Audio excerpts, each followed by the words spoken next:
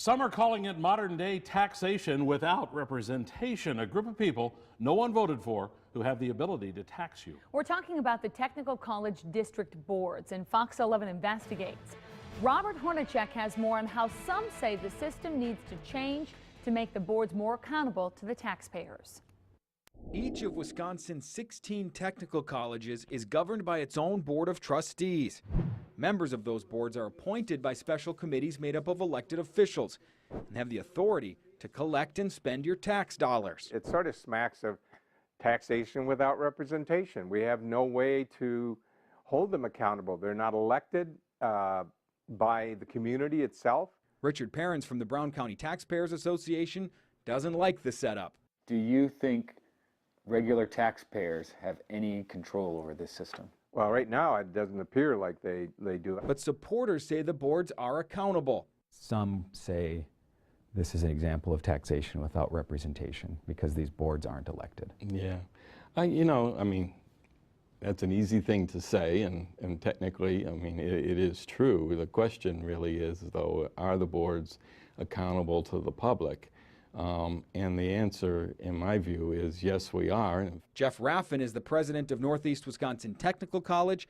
By state law, the boards are each made up of 2 employers, 2 employees, 1 elected official, 1 school district administrator, and 3 at-large members. And the whole idea was to try to create a representative board of the general public. The setup is nothing new. It's a 103-year-old model that we think still works very well for the state. Paul Gabriel is with the Wisconsin Technical College District Boards Association. He says of the 144 board members, 35 are CEOs or business owners.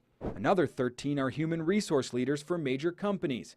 The members go through a lengthy application process and public interviews.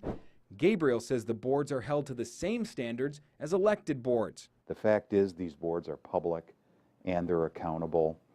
They are, I believe, just as accountable as any other form of elected government. Still, state lawmakers are evaluating the structure of the tech colleges. There's still a lot of decisions that are being made, as I said earlier, by people that aren't elected, that aren't accountable. State Rep John Nygren chairs a Legislative Council study committee tasked with reviewing the system. They're accountable to the manufacturers and the employers in our area, and that's important because they have that voice, they have that ability to help drive what the needs are of our local communities. But I'm searching for a way that the taxpayer is actually represented on the Technical College Board. Fox Valley Tech President Susan May is also on the committee. Technical colleges are working well. The state does limit property taxes for technical colleges, and the tech colleges don't rely on property taxes as much as they used to. Under a new law this year, the state is picking up more of the cost for the tech schools. Property taxes used to account for 68% of the budgets. Now it's 33%. State funding is up from 9% last year to 44% this year. May says she's concerned that since more funding is coming from the state is trying to take more control. One idea being looked at is to make the tech colleges more like the UW system, where each campus is governed by one central board. May says that would make it harder for tech colleges to adapt. I do not believe that any central governing authority out of Madison is going to be able to understand the needs and the opportunities of the communities locally. Others say the board structure needs to change. Do you think these boards should be elected? Oh, absolutely. But Fox Valley Tech Board Chair Stephen Kohler doesn't like that idea. I think it would be completely different. It would become political. Kohler is also on the Legislative Study Committee.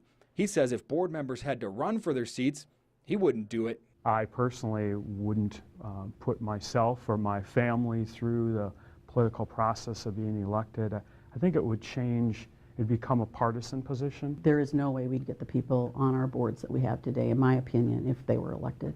May says that's why the system was set up the way it was more than 100 years ago. Frankly, I think our founders designed our boards the way they did through the appointment process to keep us from being sort of a political whipsaw in the state of Wisconsin for something that is so critically important as developing our region's workforce.